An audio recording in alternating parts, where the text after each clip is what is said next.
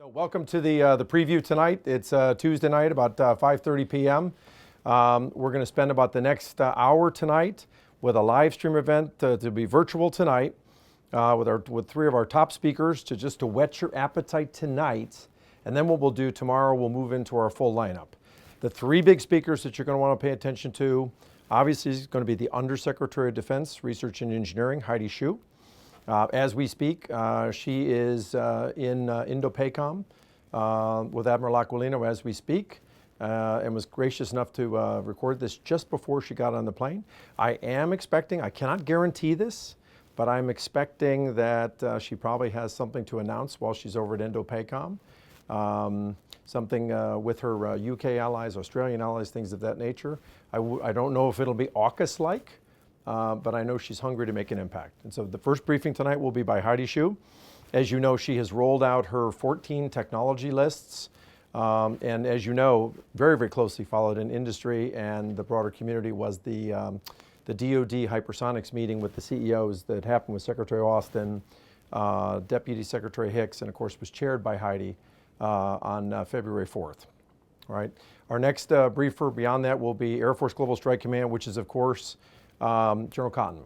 So General Cotton, I'm sure, will have hard-hitting, passionate message with respect to the nuclear triad recapitalization. I'm sure B-21 will come up. I'm sure ground-based strategic deterrent will come up, and I'm fairly confident long-range standoff weapon, and the NC-3 will come up as well. And then last, but certainly not least, will be Dr. Derek Tournear. As you know, Dr. Tournear from the Space Development Agency, he just announced almost $2 billion of transport layer contract awards to 3 different companies this week. And his briefing will walk you through the criticality of real-time targeting, specifically the space-based sensor layer, which is absolutely critical for hypersonic defense. And he was very gracious to moderate with me the handful of questions ranging from as his organization grows from about $250 million of 2021 funding to almost $1 billion in 2022, right, which Congress should approve next week. What are the programs? What's the speed? What's the sequence he's going to roll these out? And importantly, at the end, he is particularly focused on providing some metrics and benchmarks, not just on the evaluation factors in terms of schedule versus price versus technical risk, but also in terms of unit costs that they're looking to see in terms of the program. So this is going to be a fantastic briefing. Please join me in welcoming Heidi Shyu, General Cotton, and of course, Dr. Tournear. Thank you. I'm sorry that I can't be there in person this year since the McAleese event is something that I hate to miss. Regretfully, I have to do this virtually. Furthering science, technology, and innovation across the department could not be more important in light of the current events unfolding in front of our eyes. The Russian invasion of Ukraine has amplified the criticality of strengthening our technological superiority and maintaining our military advantage through teamwork with our allies and partners. Our peer adversaries have been investing heavily on developing capabilities in hypersonics, space, nuclear, cyber, and autonomy. Many of our adversaries will have greater access to commercial state-of-the-art technologies than ever before, and that could greatly disrupt our mission. We cannot afford a leveling of technology advantage. It is imperative for the department to nurture early research in emerging technologies to prevent technological surprise. We must leverage critical state-of-the-art commercial technology where rapid advancements are occurring to accelerate our military capabilities. We must leverage the incredible amount of technology innovation across our nation to develop leap-ahead capabilities to solve tough operational challenges. We're working closely with the military services and combatant commands to address mission-focused challenges. In order to stay ahead of our adversaries, the department must harness the incredible innovation ecosystem, both domestically and globally. This includes universities, university-affiliated research centers, federally funded research and development centers, defense industry, and commercial sectors, and of course, our allies and partners. By working together, we can solve the toughest challenges much more rapidly. Teamwork is our asymmetric advantage. The Innovation Steering Group, which I chair, was created by the Deputy Secretary of Defense a year ago. The ISG is focused on several activities. The Rapid Defense Experimentation Reserve, or RADER, is an initiative that is focused on a campaign of continuous joint experimentation. We're focused on closing the joint warfighting capability gaps. Last summer, we took the joint warfighting capability gaps and used the scenario that SecDef selected and asked the services if they have prototypes that they are developing which can close these gaps. In 5 weeks, we received over 200 white papers. We evaluated them and will fund the top 32 projects to conduct this joint experimentation. We'll work very closely with the COCOMs. The first sprint will be in FY2023, and we plan to do 2 sprints per year thereafter. We're also looking at the unfunded laboratory and test infrastructure from each service to assess how we can fund them. In terms of building an enduring advantage, in terms of attracting talent, the DoD Smart Scholarship Program funded the tuition of 416 new undergraduate and graduate students in STEM last year. After graduation, the Smart Scholars will work at one of the 100 DoD labs. My technology priorities memo was released a few weeks ago, and I will briefly talk about them. These 14 technologies are binned into 3 areas. Emerging technologies that can potentially provide disruptive capabilities. Biotech that can provide early sensing and avoidance of pandemic, reducing logistics and sustainment costs, and increasing energy efficiency. Quantum science can provide unprecedented computational speed and help to solve the hardest analytical problems. It can also provide significantly more precise position, navigation, and timing. Advanced materials that can be stronger yet lighter can reduce our logistics burden. Materials that can handle extreme temperatures better can protect our personnel. Plus, we need to explore materials that possess novel properties. Future G. As 5G wireless technology is adopted, we're looking to future G technologies, which can lead to creating future standards. The second area are technologies where there exists a vibrant commercial sector, which we need to leverage.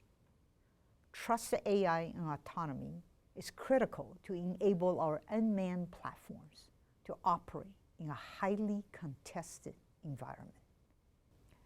Integrated network system of systems to enable engagement by any sensor to any shooter, with the ability to integrate disparate systems that were never designed to talk to each other.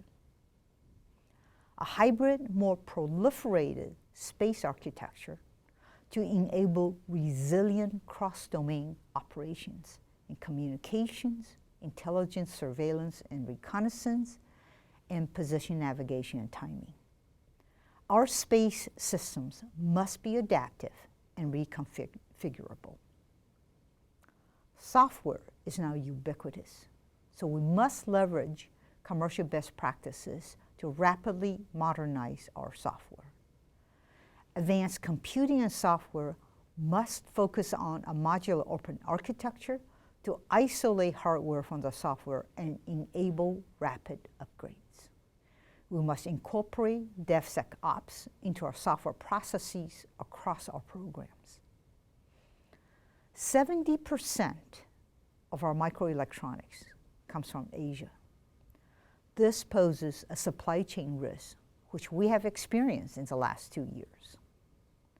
Congress is providing significant amount of funding to help to reshape our microelectronics foundries.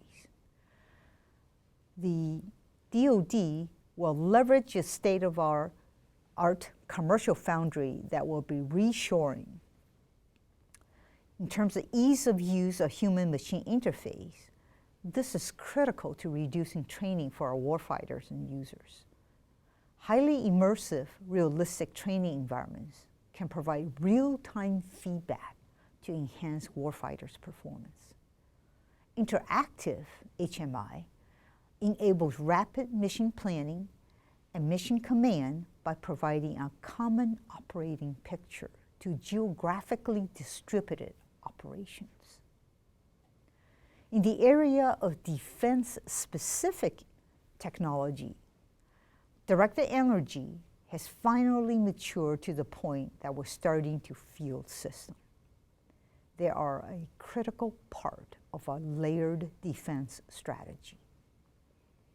Hypersonic missiles have the ability to dramatically shorten the flight time and provide extremely high maneuvers in its terminal phase of flight. They're also very difficult to counter. We'll develop leap-ahead technologies for operational forces. Component technologies have advanced significantly to enable the development of integrated sensing and cyber into a single system. The department must develop wideband sensors to operate at the intersection of cyberspace, electronic warfare, radar, and communications to enable operation in a highly contested environment. I'm sorry that I won't be there to answer any questions, but I do want to thank you for your support of our military and civilians.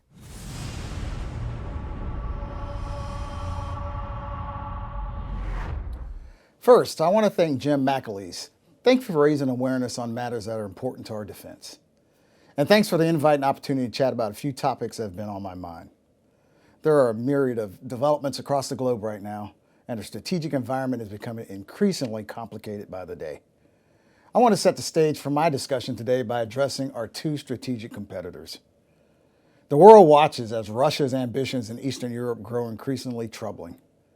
With our NATO partners, we are keeping a close eye on the developments following Russia's invasion of Ukraine and their attempt to shift the current world order. As Russia's aggression dominates the news, our nation cannot lose sight of the fact that China remains a significant concern for our nation.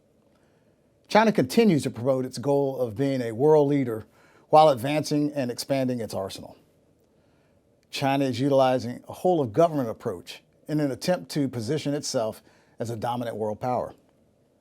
Made in China 2025 and the Belt and Road Initiative are just two examples of their pursuit of a rapid economic expansion in tandem with their pursuit of unprecedented military growth. Secretary Austin used the term breakneck modernization.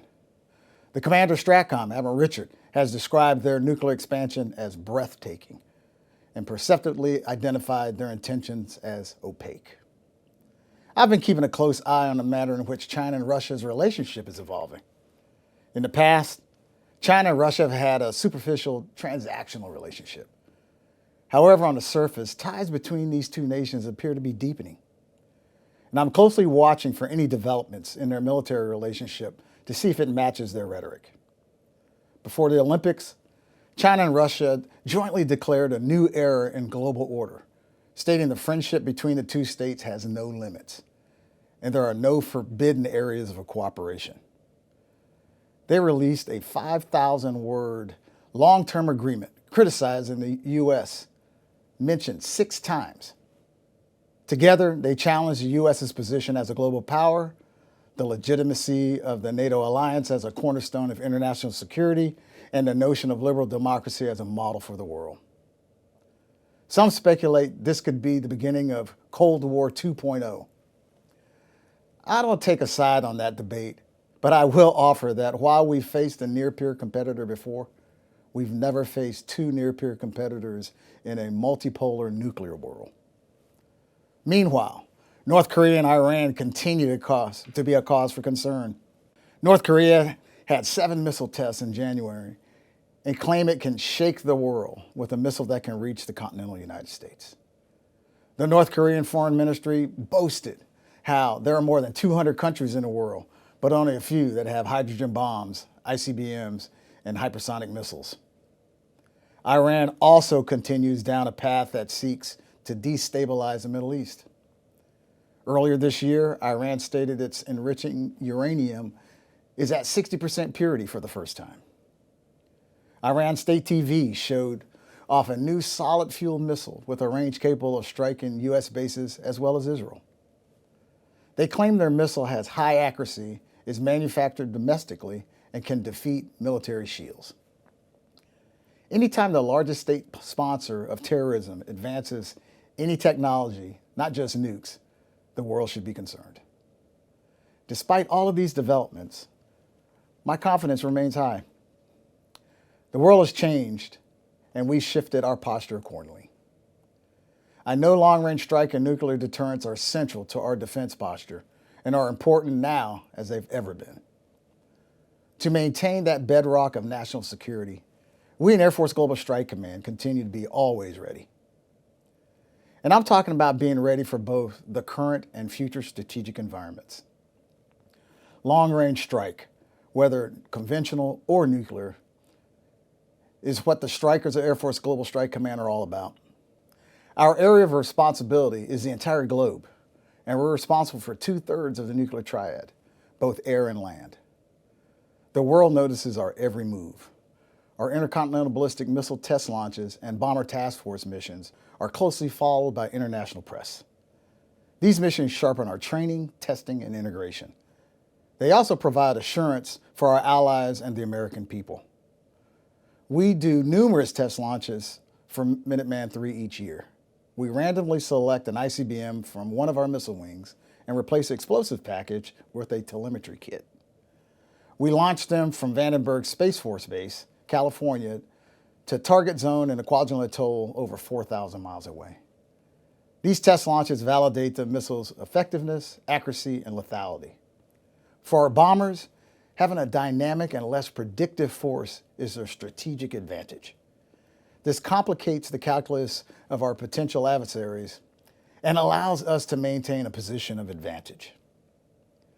A fight in Indo-PACOM or EUCOM can present basing challenges, so we need options for our bombers. With our bomber task force missions, we are demonstrating that we are not limited to one forward operating location. We can launch from locations within the continental United States and around the world. We operate from a variety of airfields worldwide and integrate seamlessly with our partners and allies. We're proven agile combat employment works, and we continue to refine this capability with each mission. And while we enjoy the capabilities we have with our ICBMs and bombers, we have to come to terms with the fact that the entire inventory of Allied bombers and ICBMs belong to the U.S. We provide the critical nuclear umbrella to many as our potential adversaries continue to expand and advance their arsenals. I know the age of the triad is sometimes emphasized, but make no mistake, it continues to be safe, secure, and effective as a cornerstone of our national security. Every weapon system we have is meticulously tested and maintained year-round and has been for decades.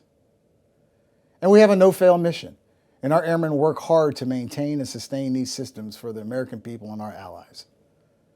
And we're working hard to make sure that we never see a time when any of our systems reach an expiration date.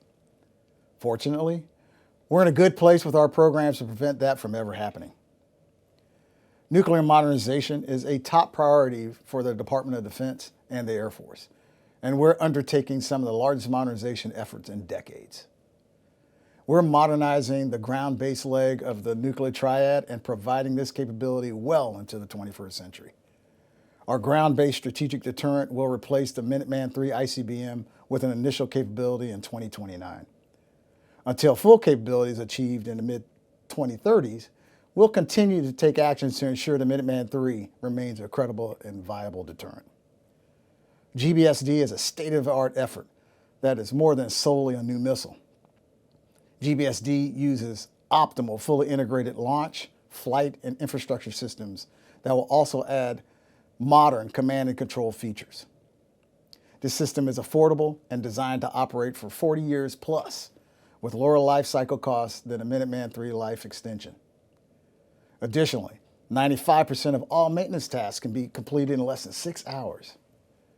And its modular design will reduce weapons exposure by 70%.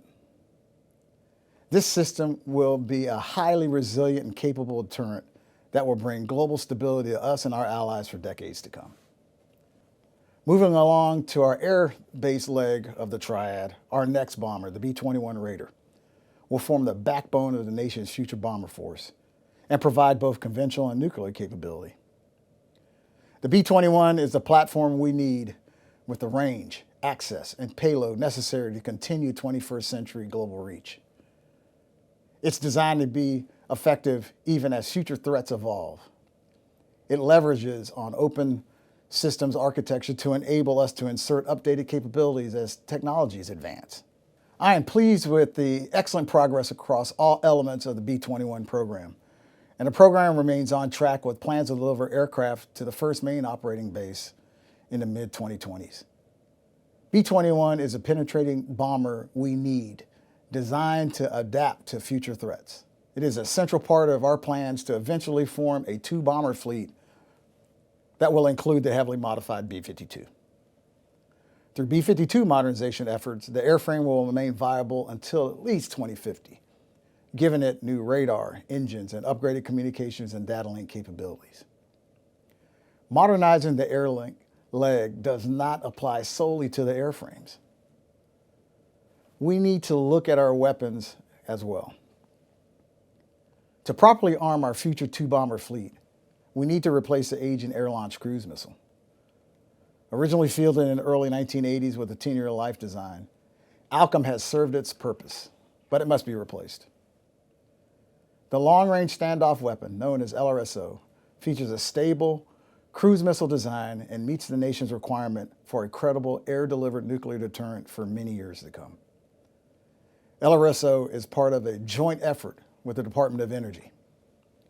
The Air Force is developing, producing, and fielding the missile, and DOE is executing the W-80-4 Warhead Life Extension Program.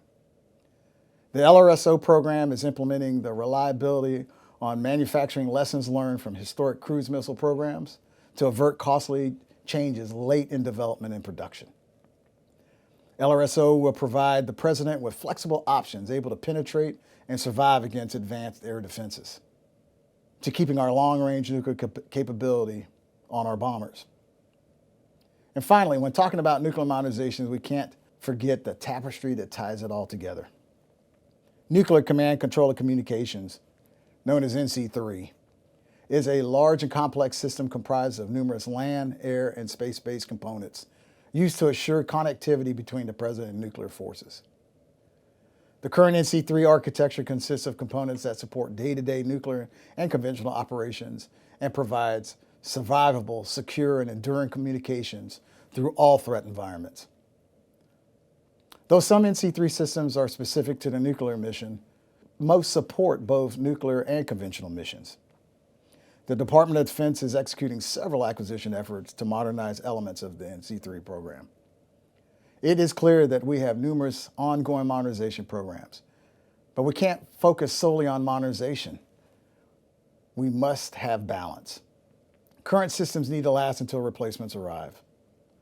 Last August, after my change of command, I instructed my command teams to find the perfect balance of sustaining today's force as we modernize the force of the future. Minuteman III must be sustained until GBSD is completely deployed and ready. Likewise, B-1s and B-2s will continue to be a relevant part of the force until we have sufficient number of B-21s and modernized B-52s. You've probably heard of our ICBM Vector and Bomber Roadmap. There are our risk and resource-informed plans for sustainment of the old as we field the new. As we find this balance, we must be cognizant of the fact that potential adversaries will continue to introduce uncertainty into the equation. We don't know what new emerging threats will come by the time our new weapon systems are fielded. So we're building agility into our systems structures to allow for rapid upgrades as a threat evolves without having to have a complete redesign. Overall, I'm encouraged with the progress of our programs, and I think we have a good path forward. I've talked a lot about weapons and weapon systems, but I'd like to take a moment to speak a little bit about the foundation behind what we do, our people, our airmen, or strikers as we call them in Air Force Global Strike Command. When I became commander, I named people as my first line of effort because they're foundational to where we are and where we're trying to go as a command. We already discussed how we're developing 21st century weapon systems. To be prepared for the future, we also need 21st century airmen to operate, maintain, and protect our 21st century systems.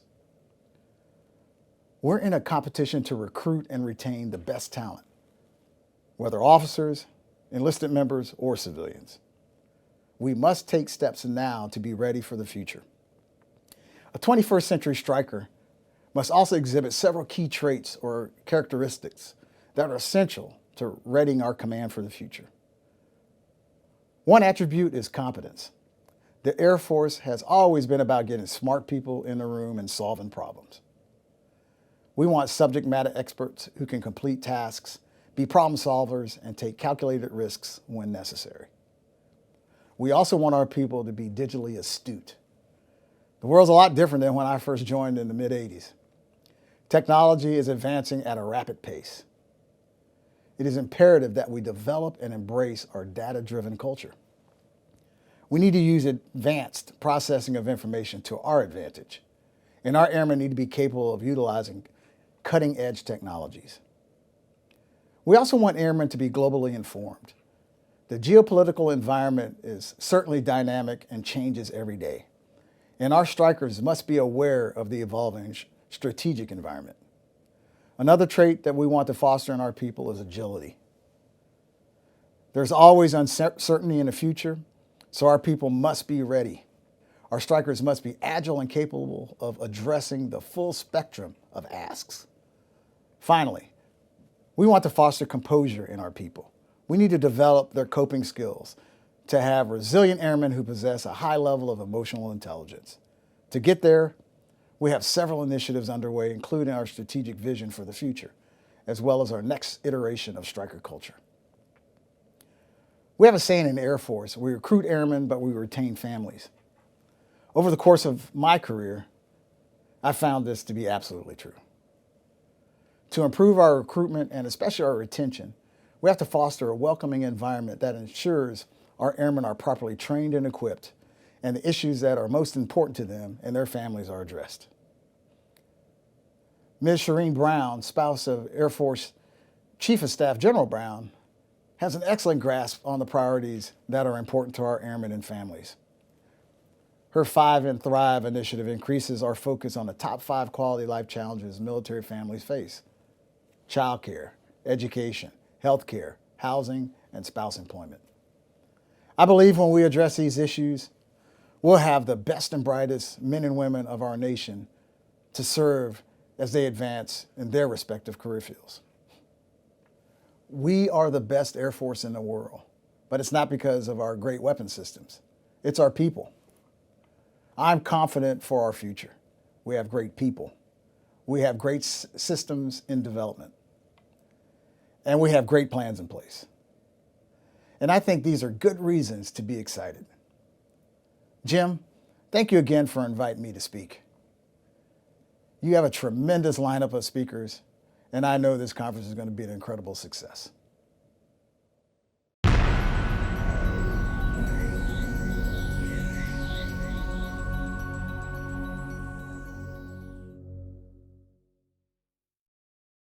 Hello, thank you for the opportunity to talk about all the exciting things that SDA has been up to for the last year and all of the exciting things that we have coming for the next year. So for those of you that have heard me talk about Space Development Agency, you know that we're about one thing, and that is providing capabilities to the warfighter. And the main capabilities we're focused on are, number one, beyond line of sight targeting for time sensitive targets. So this is mobile missiles, maritime vessels, be able to detect them, track them, calculate a fire control solution, and send that directly down to the warfighter, directly down to a weapons platform. And then the second main capability we're focused on is to do that exact same mission, except against different targets. Now the targets are advanced missiles in flight. Detect them, track them, calculate a fire control solution, and send that directly down to a weapons platform to be able to engage. Space Development Agency is all about delivering these capabilities as rapidly as possible to the warfighter. Now, how do we do this? The next slide talks about the innovator's dilemma and essentially why the Space Development Agency was established inside the department, outside what was the Air Force and now the Space Force at the time. We were established to be the constructive disruptor in the way the Department of Defense does space acquisition. Now, in The Innovator's Dilemma, a book by Clayton Christensen, he goes into details about how one cannot actually perform disruption from inside an organization. It almost always has to happen outside an organization where you can actually do disruption. And so that's why Space Development Agency was established to be the constructive disruptor within the department to push the new technology and the new architecture. And what is this architecture based on? What are the main pillars? The two pillars are, number one, proliferation. So we're talking about hundreds and hundreds of satellites that provide this connectivity to give you the resilience and the persistence that's needed to be able to provide those two capabilities I just described. And then the second capability is spiral development, which is just as profound as the proliferation. Spiral development, that means that we will provide a new capability, a new spiral, we call them tranches, every 2 years. We'll provide that, and each tranche will give new capabilities to the warfighter. So that's what we're all about. Space Development Agency was established to form and create this constructive disruption within the department. We've done that for the past year. We'll continue to do that in the future. And as you see, that disruption is actually occurring and pushing our architecture into what will be the Space Force's architecture as we transfer into the Space Force at the end of this fiscal year. Next slide talks about the actual architecture that Space Development Agency is developing and fielding. So on the right side there is a functional block diagram of all of the components that we are building out. The backbone, what is making up the most of what we're doing and going to deliver the majority of the capabilities, is that transport layer. That is a data transport layer. Those are hundreds of optically connected satellites that provide the mesh network for all of this low latency, high bandwidth data connectivity and direct connection directly to the warfighter, directly to existing weapons platforms via existing tactical data links and existing radios. So that's the backbone. Now, inside of that transport layer, you see that small box labeled nav, and that means that essentially for free, the transport layer, since it's providing this mesh network with all optically connected links, we can calculate a time and position solution independent of GPS. We can then send that PNT data, position, navigation, and time data, down to users that are tied into our network, our comm network. So the users, the warfighters, can use that as an alternative means of validating their position and time solution in the event the GPS is denied or degraded. So that's the backbone, that's the transport layer. A lot of the power comes from this architecture once you actually start to add more data onto the network. So that's what the three bullets are off to the right, those three boxes. The first one at the top, that's the tracking layer. So that's the OPIR, overhead persistent infrared imaging, to be able to do that advanced missile tracking mission. That's what it's, missile tracking.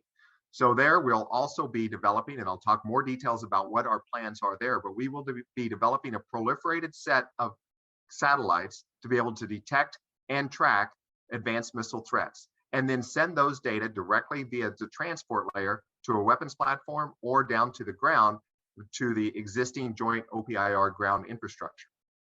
Below that is the custody layer. So custody stands for target custody. That is the ISR layer, intelligence, surveillance, and reconnaissance. Now, SDA is not planning on building out any custody layer satellites, but what we are planning on doing is teaming with mission partners, both inside the government and outside the government, so that we can get ISR data directly from their satellites onto the transport layer satellites so they can be fused with multiple other data sets and then sent down as a fire control solution directly to a weapons platform. That's the ultimate goal. And then finally, in that last box, that's the emerging capabilities. So emerging capabilities is anything that we are testing out, which could be a new comm or a new sensing system that will then be proliferated in the subsequent tranches. So that's the emerging capabilities layer. Now, what ties all of these layers together and allows us to do this in real time is the battle management layer. Battle management is critically important. And what that is essentially a federated cloud computing infrastructure that exists on all of the satellites, especially the transport layer satellites. So when the transport layer satellites are not fully engaged in their comm mission, they have excess capacity to be able to do this computation, to be able to do that data fusion and be able to do that fire control formation. And then they can send those data down to the weapons platforms. That's the battle management layer. And then, of course, there's a support layer that handles launch, ground operations, and if there is any specialized user equipment, it will be handled in the support layer. The next slide, please, talks about how we will actually build out this national defense space architecture over time. So this is the capability delivery timeline. And as you see, at any given time in SDA, we will have 3 tranches. One that is essentially either being flown or very near operations. We'll have the next tranche, which in this case is tranche 1, which is in acquisition. And then we'll have a third tranche, in this case, tranche 2, which is in planning. So for tranche 0, that one is just under 30 weeks from launch. And we're really excited about that. That is our warfighter immersion tranche. Basically, we will fly 28 satellites to form this demonstration mesh that the warfighter can use in their exercises to get familiarity, to develop their ConOps and their techniques and procedures, so that when tranche 1 comes online, they can actually use that as an initial warfighting capability.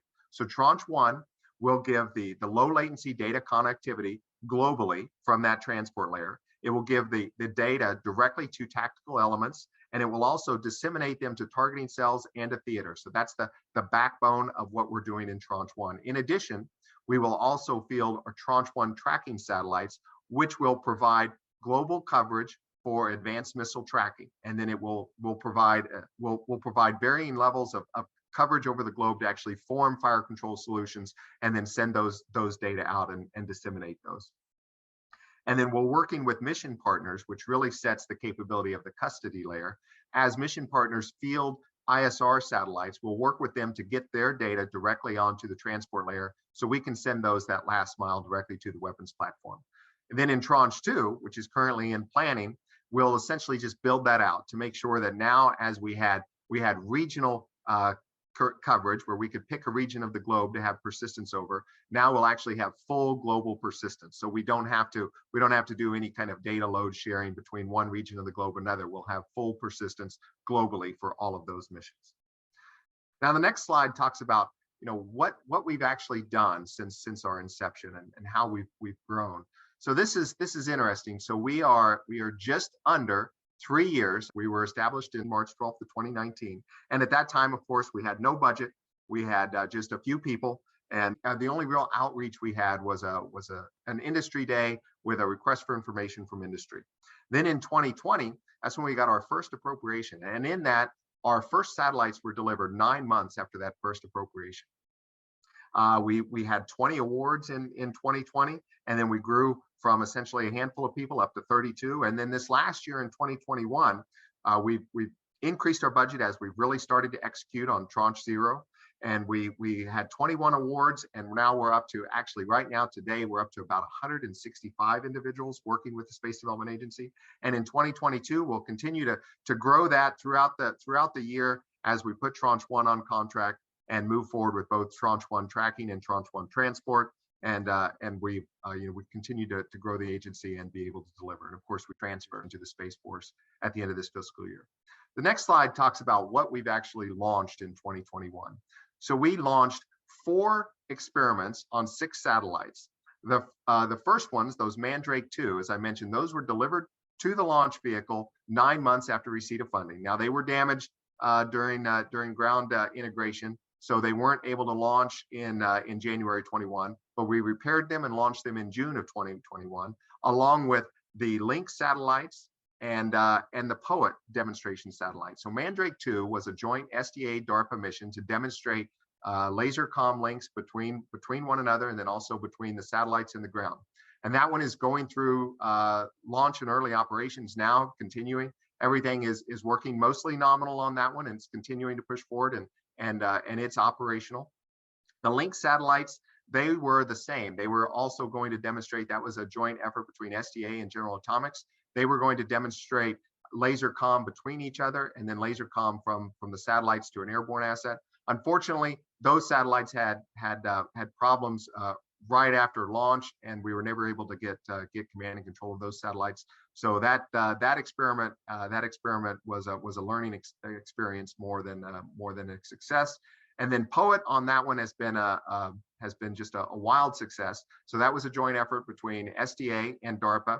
And we teamed to demonstrate that you could do on-orbit processing to be able to fuse data, RF data and electro-optical data, fuse that on board. That's been a great success. And in addition to that, we're also teaming with a mission partner who wants to do even more experimentation with that satellite. And then finally, the last experiment was this purple satellite. And that was a joint effort between Space Development Agency and the Missile Defense Agency. And that was to take data in low Earth orbit over a wide bands of infrared so that we could calibrate the background. And that successfully flew, took the data, and we're using that to validate our models as we move forward to an actual demonstration system on Tranche 0. So the next slide talks about what that Tranche 0 will look like. So Tranche 0, as I mentioned, is 28 satellites, 20 transport satellites, and 8 tracking satellites. The transport satellites are broken into 2 different classes, A and B. A has cross links that talk to other satellites in plane and satellites in cross plane, and they can also talk to the ground or air or maritime assets with an optical terminal. And then the B transport satellites have the in-plane optical cross links, but then they also have link 16 to demonstrate that we can go into those tactical data networks. And then we have 8 tracking satellites to be able to do the full range of missile warning, missile tracking to demonstrate that capability. They'll detect, form a track on board, send that to transport, which will send that to the ground for other data fusion. Then they can send that back up to transport for dissemination via link 16 directly to a weapons platform. And again, all of this will have the first launch in just under 30 weeks. And then the second launch for the remainder of the 28 satellites will be in March of 2023. So we're excited about that. Now, the next slide talks about who's on the team. So York and Lockheed are both building out 10 satellites each for the transport layer, and L3 Harris and SpaceX are building out 4 satellites each for the tracking layer. We have Naval Research Laboratory helping integrate a lot of the ground, doing all of the ground operations for us and the interoperability testing. The launch will be provided commercially via SpaceX, and we have Peraton that's helping perform a lot of the mission systems engineering and integration efforts for us. Now, moving forward, Tranche 1 on the next slide shows the architecture that we're planning on delivering for Tranche 1. So Tranche 1 will have 126 baseline transport satellites, and those have all been awarded. We announced last week that the awards went out to York, Lockheed Martin, and Northrop Grumman, each to build 42 satellites. Those make up the baseline of our transport layer to be able to provide that optical connectivity in the mesh network, optical connectivity down to ground users, link 16 connectivity down to ground users, as well as KA connectivity down to JADC2 nodes and tactical data users. Now, in addition to the baseline transport, we also have satellites that we call TIDES, Tranche 1 development and experimental satellites. Of those, 12 of which we call TIDES D for demonstration. And those satellites are TAC-SATCOM satellites, tactical satellite communication satellites, that will provide another layer of different communication paths down to weapons platforms, in addition to the ones on the baseline satellites. So that they won't have the link 16 payload. We'll take the link 16 payload off, put other payloads down to go to different weapons platforms. And then we also have 6 experimental. So these are TIDES X for experimental. And those will fly a range of different missions, payloads, provided by other users. Primarily, most of these will be provided by Army and SOCOM. So we'll be able to demonstrate new capabilities that could then be fielded in future tranches for the SDA architecture. Now, in addition to all of those transport satellites, the 144 there that I mentioned, we have 28 tracking satellites that we anticipate going out for award, assuming appropriations in FY22 gives us the funding for that. And that would be 28 satellites to provide single satellite global coverage, and then multiple satellite coverage over a lot of the polar regions to be able to demonstrate and actually provide a tracking capability for the warfighter in Tranche 1. And all of these are scheduled to launch in the September 2024 timeframe, according to this plan. All right, so the next slide talks about the actual minimum viable product and the summary of Tranche 1. As I mentioned, we'll have these satellites. Transport's fully funded to develop this capability. Navigation is included as part of the transport main mission. Battle management, command and control. We will actually have excess processing on all of these transport satellites. So we plan on developing and then upgrading with massless payloads in the future, essentially software uploads to provide additional data fusion, data capability techniques in the future. And then custody, the main thing there is tying in with mission partners. We'll do that with our transport satellites. Primarily the first instantiation will be a mission partner. We'll send their data down to the ground where we'll essentially have a bent pipe to get right back up to transport. But we're working with different mission partners to ensure that we can go directly from their satellites to transport, starting with Tranche 1, but then fully implement that in Tranche 2. Tracking, I've mentioned, 28 satellites there to provide that capability. And then, of course, we have the support on the ground. Next slide talks about the Tranche 1 acquisition. We've made the awards on our Tranche 1 transport layer baseline, those 126 satellites. We are in source selection right now for our operations and integration. That is the ground integrator that is tying all three of those satellite providers together, building out our ops centers at Grand Forks Air Force Base and Redstone Arsenal, and then making sure that all of our interoperability testing is maintained. So that is in source selection now. We anticipate award for that later this summer. That is important because that is what allows us, that interoperability testing is what allows us to actually form and create this market. We make sure that that is what prevents the department from getting into a vendor lock. As we demonstrate that we can do these interoperability testing, we can show that one vendor is the same as another vendor and they can plug and play on the network, and we can use that as a standard when we have the next solicitation for Tranche 2, that vendors that were not participants in Tranche 1 can feel empowered to invest and bid and have a chance at winning and being a performer on Tranche 2. Then, of course, as I mentioned, we anticipate with appropriations, we'll go out for the tracking solicitation, and then we'll award that later this year so that we can we can keep to that same schedule as our transport satellites so that we can get all of that capability up there before the end of calendar year 24. Next slide talks about the actual awards for Tranche 1 transport layer. So York, Northrop Grumman, and Lockheed Martin were all awarded. Each one will provide 42 of those satellites that have the optical connectivity, KA down for not only the mainline high data rate comm that will tie into other JADC2 backbone instantiations such as Titan and the Navy's maritime targeting cell ashore and afloat, and ABS large backbone applications, but it will also have the capability to tie into tactical users with KA terminals. And then, of course, importantly, Link 16 that ties all of our existing networks together with not only the US warfighters, but our allies that are using Link 16. The next slide talks about how we're able to do this, why proliferation works. Well, when we started this, a few years ago, the standard operating model for DoD space acquisitions was multi-billion dollars per each satellite, and you put everything on one satellite, and that had to provide all of the capabilities on one or a handful of satellites. When I first briefed the concept of proliferation within the department, the comment was made that the satellites that I was talking about would cost between $100 and $200 million a piece. We said, no, based on the feedback we're getting from industry, it should be between 15 and 20, 25 million. As it turns out, for Tranche 0, the transport satellites were all put on contract, firm fixed price, an average price of $14 million. Tranche 1, they've all been put on contract, even though we've increased the capability on those satellites. They've all been put on contract, again, for a price right at the $14 million mark. So that shows that commoditization is working. There is a market there. We're able to piggyback off what commercial industry is doing, and that's what allows us to push forward at this time frame with that proliferation and spiral development.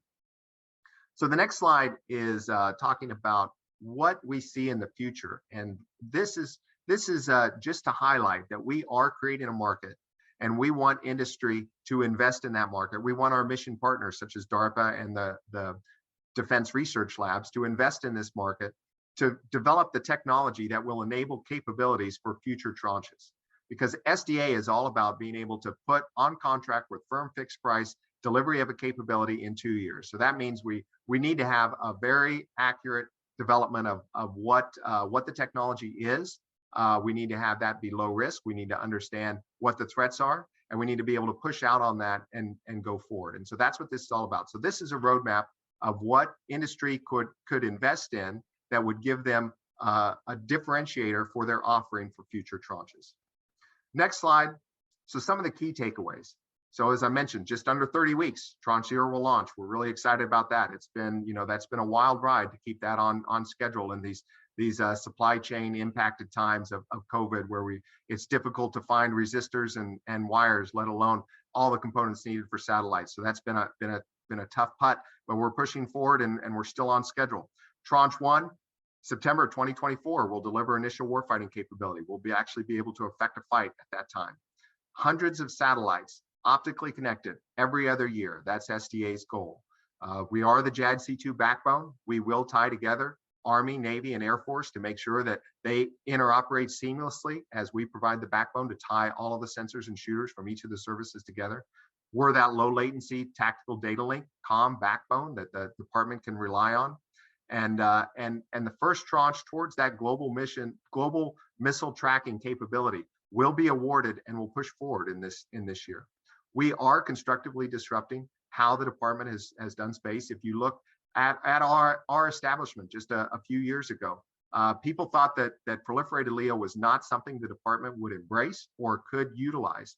We've definitely seen the change within the department now. People are pushing towards not only more proliferation in LEO to provide these capabilities, a lot of reliance on different commercial solutions that are in proliferated LEO orbits, but we've also seen the embracing of this spiral development model, which is a new model that is different than the large program of record every 10-year model. And so we actually think that this constructive disruption is certainly occurring.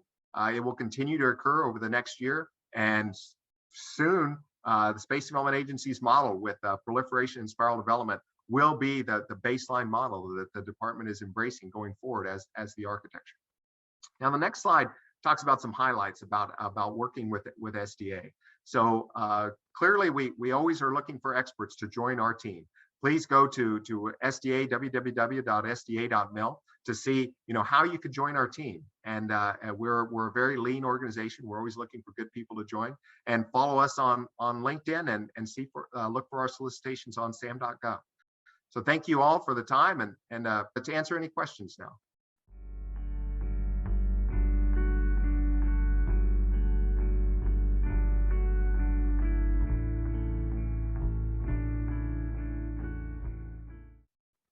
Yes, that is the correct structure that is called out actually in NDAA, so in statute, and I'll take a further expansion on the transfer. So SDA is transferring into the Space Force as a whole entity, and that's why we're very clear in the language we use there. It is a transfer into the Space Force, and so it's a distinction to make sure that no one has any misunderstanding that SDA will be broken up in any way. We'll transfer over as a whole entity. Written in statute is that SDA is a direct report to the Chief of Space Operations, but then of course the Chief of Space Operations is not in charge of the actual acquisition aspect, which most of SDA is tied into. So we actually, for that, we get our reporting chain through this new Assistant Secretary, the SAE for Space, and that will be pushed in. So when Mr. Frank Cavelli gets confirmed, that's who we'll report to for acquisition activities, and then we'll still report to General Raymond for all of our other activities. The Space Force has been extremely accommodating to help SDA come in and ensure that we can continue to push forward and deliver these capabilities as rapidly as possible. Space Force has helped to make sure that we maintain the culture. Obviously, that's a difficult thing to do, as there's a big culture difference between a large entity that is, you know, relatively large compared to SDA, but still small in the department, with the small lean structure of SDA. But Space Force is committed to making sure that we continue to deliver on time, continue to push forward, and continue to make sure our Semper Citius culture remains intact.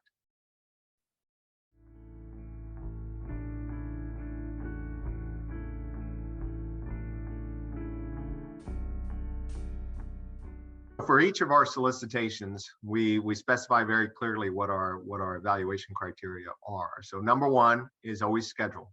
Semper Citius is our motto. We're schedule driven. We deliver these capabilities every 2 years. So that's our most important evaluation criteria, is looking at schedule and schedule risk. And then obviously price is a big factor. If you're going to be successful and you're going to change the model by going to a proliferated architecture, price is a key component. So price actually makes up about 50% of our evaluation criteria. That's price reasonableness, and the actual overall price goes into that. And then third is looking at the technical risk overall, because the technical risk overall will feed back into whether or not we can have confidence that we can deliver these capabilities, and that feeds back into whether we can do it on time and on budget and push forward. So those are the main things we look forward to as we evaluate.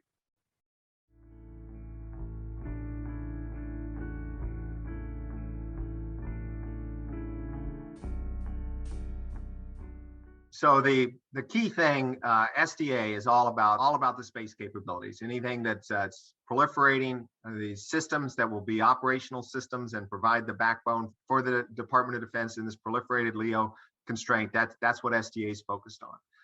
MDA has a focus on providing, you know, making sure that they can do the complete end-to-end kill chain for missile defense. So they're focused a lot on calculating fire control solutions and tying that with weapons platforms that MDA is developing.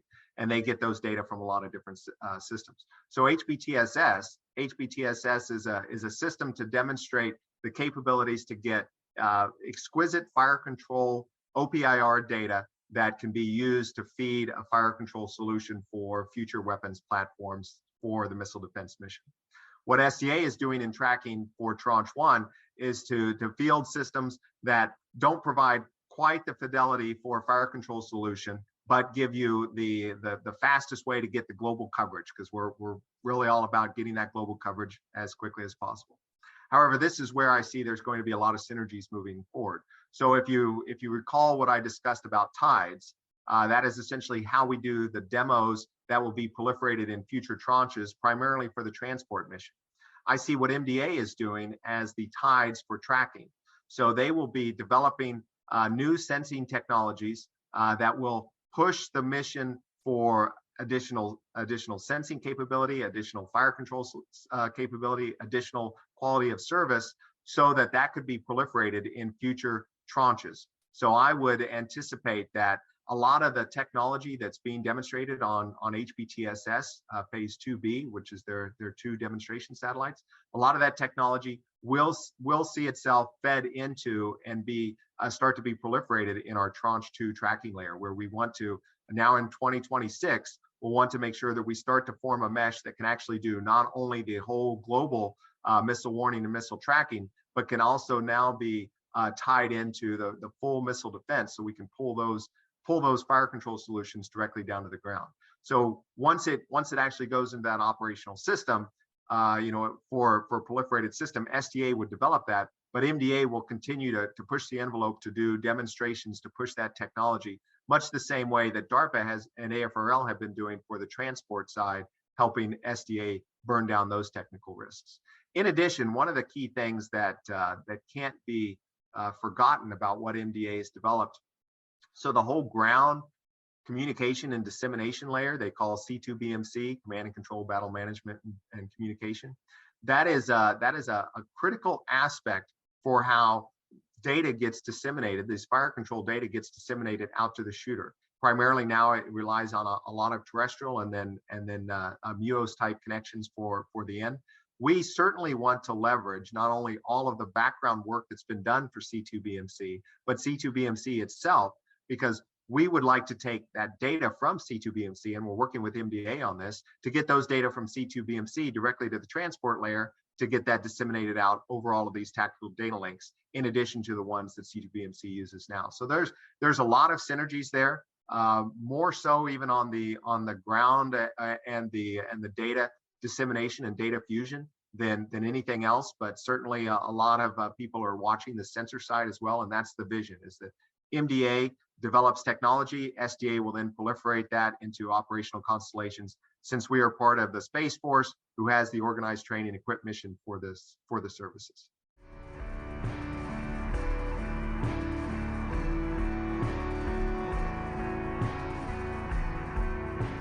That was a great briefing by Heidi, General Cotton, and also Dr. Tournear. I hope we have whet your appetite tonight. We will see you bright and early tomorrow morning. The registration will open at 6:30 at the Ronald Reagan Trade Center. I will be there myself, passing you a cup of hot coffee at 6:30 in the morning when you walk through the door. Make sure you bring your picture ID.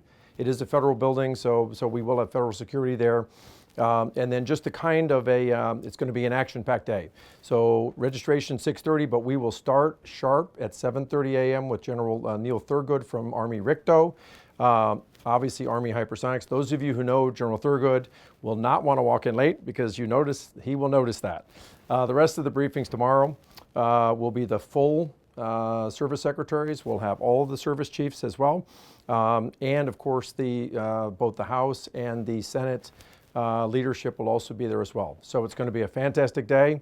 Get ready for a good platform, a very strong and powerful platform for the warfighter. We'll see you tomorrow morning at 6:30.